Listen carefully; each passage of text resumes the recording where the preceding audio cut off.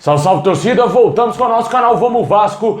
Pessoal, depois de uns dias aí sem postar nada, né, cara, tava muito puto com esse Vasco, cara, pelo amor de Deus, mano. Aquele último jogo contra o Londrina me deixou muito nervoso, totalmente descrente que o Vasco iria subir a primeira divisão, que irá subir a primeira divisão, né. O Vasco hoje vem sendo muito ameaçado pelos adversários, vamos falar bastante de como que está a situação do Vasco na Série B, os próximos jogos, a classificação, e também vamos falar bastante aqui de jogadores que passaram pelo Vasco, que estão cobrando judicialmente o clube e muito mais, hein, cara. Pode ter saída de jogador titular do Vasco pro futebol europeu. Vamos falar desse assunto e muito mais, mas já vai deixando o like, se inscreve no canal, ativa o sininho das notificações aí pra você ficar por dentro de tudo. Valeu demais a galera que tá sempre acompanhando aqui o nosso canal. Mais uma vez o Vasco fazendo de tudo pra disputar mais um ano de Série B, né? O ano que vem o Vasco já está praticamente com quase os dois pés na Série B do ano que vem, porque os jogadores estão fazendo corpo mole, não estão jogando nada, não estão honrando a Cruz de Malta e eles estão fazendo de tudo realmente pra deixar o Vasco na Série B mais um ano, uma Série B fácil dessa, cara.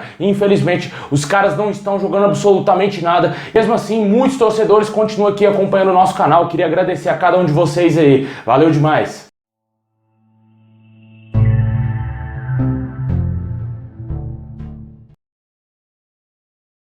Bom, pessoal, pro Vasco voltar à elite do futebol, a conta é simples, né?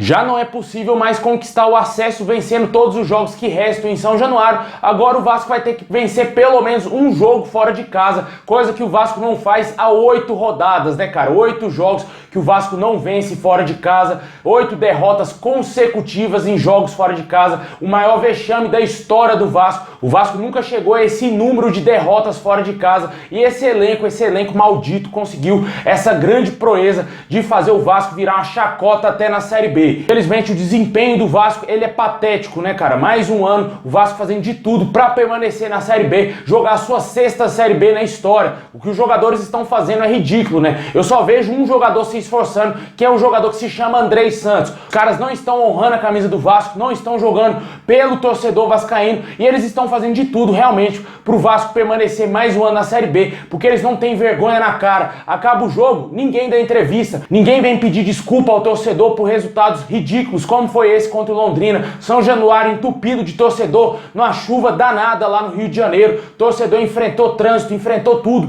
pra chegar no estádio e ver aquela porcaria jogar, ver o seu Raniel, um jogador medíocre, perder aqueles gols que ele perdeu naquele jogo e também vários outros lances que o Vasco poderia ter ganhado, né, seu Alex Teixeira? Impressionante como esse jogador virou uma ameba. Esse cara não corre, ele não tem raça, ele não luta pelo Vasco, ele não faz nada. Foi uma péssima contratação, a pior contratação nos últimos anos, se chama Alex Teixeira. A gente defendeu muito aqui a contratação desse jogador, a maioria esmagadora dos torcedores queria esse jogador no Vasco. Infelizmente, o cara veio e não tá jogando nada. Deu 2 gols inacreditáveis no jogo contra o Londrina, que poderia ter dado os 3 pontos pro Vasco, e hoje o Vasco estaria 5 pontos do 5º colocado, mas não, ele preferiu, sempre optou pela jogada errada. Teve um lance que ele poderia chegar chutando mais forte, ele praticamente recuou a bola pro goleiro, e no outro ele tentou cavar um pênalti. Poderia ter definido melhor, feito o gol e dado a vitória pro Vasco. Mas a incapacidade desses jogadores, do Alex Teixeira, do Raniel principalmente, na minha opinião, foi o mal culpado do Vasco ter empatado aquele jogo. Não foi o Jorginho, não foi o elenco que é fraco, e sim o Raniel, que teve 2 bolas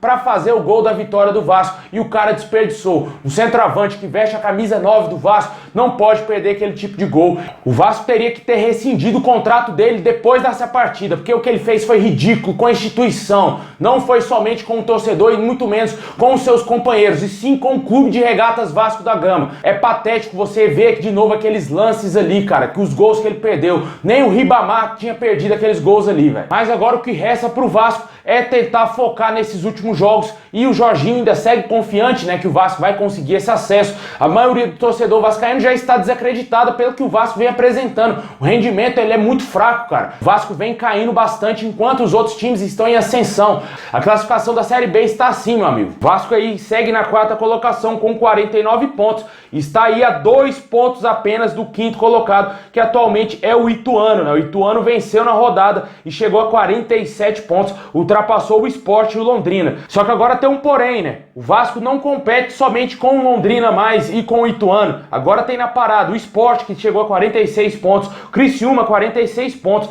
Sampaio Corrêa, que tem 45 pontos. O Vasco está a apenas 4 pontos de distância para o 9º colocado. É uma distância muito curta. Com certeza qualquer vacilo será fatal e o Vasco sairá do G4. Vai ser o famoso flanelinha, né? Vai ter ficado o campeonato inteiro lá no G4 segurando vaga para outro time subir no lugar do Vasco, né? Não vejo nenhuma mobilização de torcedor organizado do Vasco pra cobrar, mano. Cadê essas torcidas aí pra protestar em São Januário? O momento tá certo, é de apoiar, mas depois vai ser tarde demais. Se não cobrar agora, enquanto há tempo, vai ser tarde demais. Cobrar depois que ficar na Série B não faz diferença nenhuma. Não vai levar o Vasco pra Série A. Hoje, o Vasco tem chance. Talvez no dia 6 de novembro não tenha mais. Deixa aí nos comentários aí o que você acha desse momento atual do Vasco, o que você espera dessa sequência de jogos do Vasco. O Vasco vai ter esses seguintes jogos pela frente. Vai enfrentar agora na próxima terça-feira o Operário fora de casa. Vale ressaltar que o Operário é um dos últimos colocados da Série B, está na 18ª colocação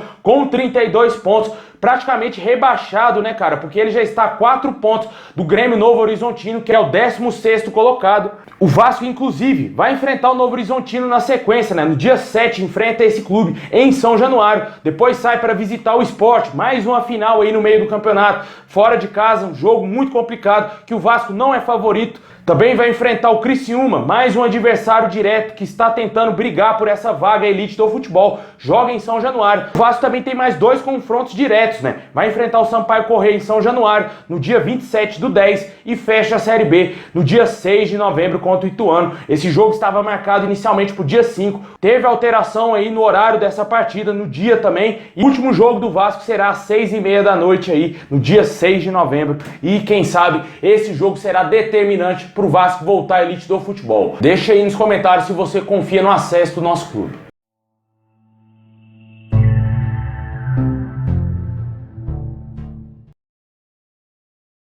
Bom, pessoal, agora vamos dar aquele girão nas notícias. Com um contrato até o fim de 2022, o lateral direito Léo Matos recebeu um convite do PAOK da Grécia para virar diretor de futebol do clube grego. O jogador de 36 anos é um velho conhecido do clube grego, onde atuou por 5 temporadas, até fechar com o Vasco lá em 2020. O Matos chegou no Vasco a pedido do treinador Ricardo Sapinto, né? O jogador chegou no final de 2020 e desde então fez 84 jogos oficiais e marcou 4 gols com a camisa do Vasco, inclusive um deles no clássico contra a Mulambada, que o Vasco venceu por 3-1. Vale ressaltar que o Léo Matos reconquistou a titularidade do time do Vasco agora nessa reta final de Série B, devido à incapacidade dos outros laterais que o Vasco tem no elenco, né? O Vasco contratou muito mal os reforços para lateral direito. O mais esforçado que a gente tinha era o Gabriel Dias, só que ele teve uma gravíssima lesão, só volta a jogar no ano que vem, né? Infelizmente, o Vasco pagou muito caro com as escolhas e contratou um lateral pior do que o Léo Matos, que foi o Matheus Ribeiro, que chegou para ser o substituto do Everton, que foi pro Internacional, que também era outro lateral horroroso. Mas o Léo Matos acabou voltando ao time titular e agora pode se encaminhar para sua aposentadoria e trabalhar num novo cargo aí no futebol como diretor lá no PAOK da Grécia, né? Eu acredito que ele vai esperar, logicamente, o término da Série B para decidir o seu futuro, se vai continuar atuando como jogador profissionalmente. No Vasco ele não vai ficar, né? Obviamente, né? Não deverá ficar no clube a partir do ano que vem e ele vai decidir se vai querer ser diretor lá do clube grego. Lembra dele, cara? O volante Wendel, que passou pelo Vasco entre 2013 e 2014.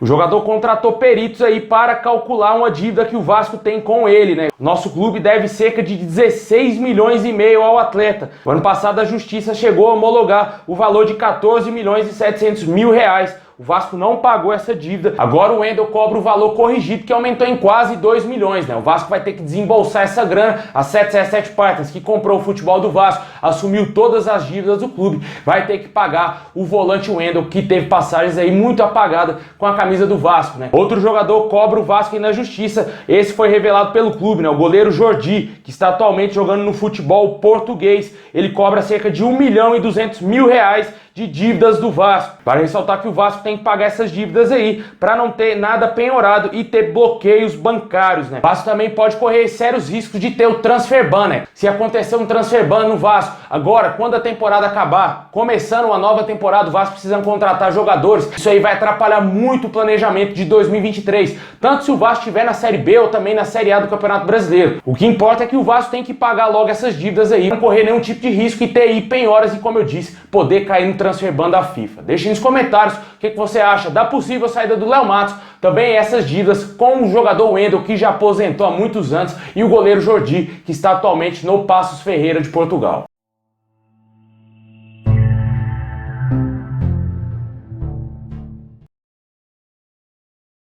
É isso aí, pessoal. Muito obrigado por ter assistido até aqui. Deixa o like, se inscreve no canal, ativa o sininho aí pra você não perder nada, hein? Tamo junto, saudação vascaína a todos e é nóis!